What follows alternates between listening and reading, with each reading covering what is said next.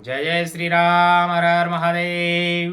दिनेश गुरु YouTube channel पर आप सभी का स्वागत, हार्दिक अभिनंदन। आइए जानते हैं पुत्रदा एकादशी। पुत्रदा एकादशी श्रावण मास में हम कब मनाएंगे और कब हम उपवास करेंगे, कब पारणा करेंगे और इस पुत्रदा एकादशी को करने से किस प्रकार से हमें लाभ प्राप्त होता है। पुत्रदा एकादशी भगवान विष्णु को प्रसन्न करने के लिए करते हैं और जो भी जातक पुत्रदा एकादशी करता है उसकी भगवान श्री लक्ष्मी नारायण भगवान सभी मनोकामनाएं पूर्ण करते हैं। तो पंचांग के अनुसार इस वर्ष की जो पुत्रदा एकादशी है वह 16 अगस्त को मनाई जाएगी। 16 अगस्त शुक्रवार के दिन पुत्रदा एकादशी का व्रत उपवास किया जाएगा। धार्मिक मत के अनुसार पुत्रदा एकादशी के दिन भगवान श्री हरि की उपासना करने से साधक की सभी मनोकामनाएं पूर्ण हो जाती है। अगर आप भी भगवान श्री नारायण की आराधना करते हैं तो भगवान नारायण की कृपा आप पर बनी रहेगी। इस दिन आपको भगवान विष्णु के निमित्त पूजन पाठ सच्चे मन से करना है। भगवान विष्णु चालीसा का पाठ करना है। हो सके गोपाल सहस्त्र नाम के पाठ करो, विष्णु स्तोत्र के पाठ करो, विष्णु पुराण आप पढ़ो, कनक धारा स्तोत्र, लक्ष्मी स्तोत्र, श्री सूक्त इत्यादि के पाठ आप करें। और इस एकादशी का नाम क्या है पहले विचार करो कि पुत्रदा एकादशी। देखो शास्त्रों में, वेद पुराणों में अनेक अनेक उपाय बताए गए हैं।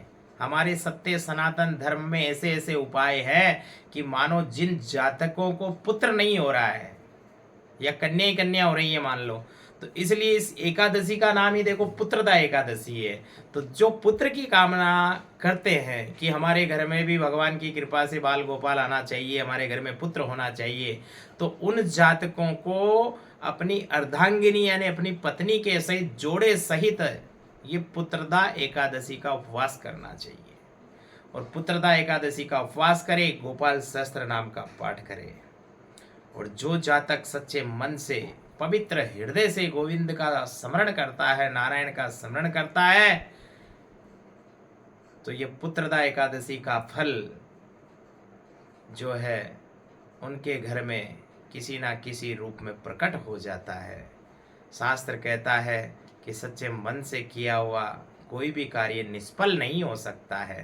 तो इसलिए पुत्र कामना के लिए पुत्रदा एकादशी का उपवास करना चाहिए।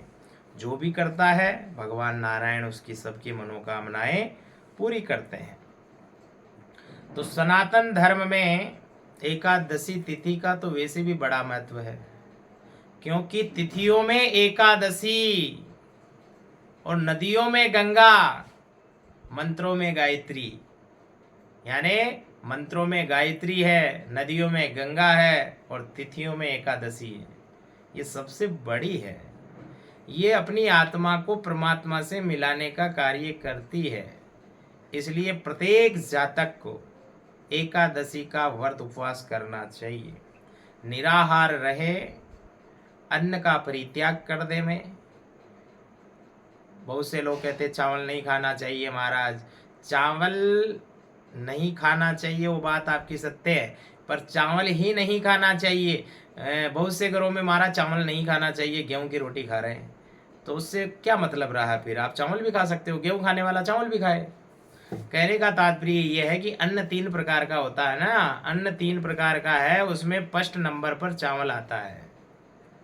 मतलब प्रथम स्थान जो मिला है ना अन्न को, वो चावल को मिला है। द्वितीय स्थान जो मिला वो जौ को मिला है और तृतीय स्थान पर गेहूं है, जो हम सब ग्रहण करते हैं। तो इसलिए जब प्रथम स्थान का ही परित्याग कर दिया गया तो बताओ फिर थर्ड स्थान कहाँ से आ गया।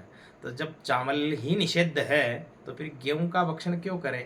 इसलिए उस दिन अन्न ग्रहण नहीं करें। 8 वर्ष से लेकर के 84 वर्ष तक के प्रत्येक जातक को एकादशी का उपवास करना चाहिए।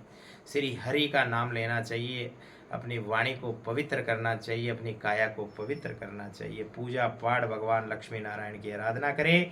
उस समय गौ माता को हरा चारा खिलाना चाहिए, जल का दान करना चाहिए, तीर्थ में जाकर सेवा करनी चाहिए, साधु संत महात्माओं की सेवा करें, मंदिरों में सेवा करें, धार्मिक आयोजन करें, दिन भर पवित्र रहे, गोविंद के नाम का गुणगान करें, क्योंकि एकादशी सबसे बड़ी तिथि होती है। एकादशी को लिया हुआ एक नाम अनंत गुणा फल हमें प्राप्त करा देता है।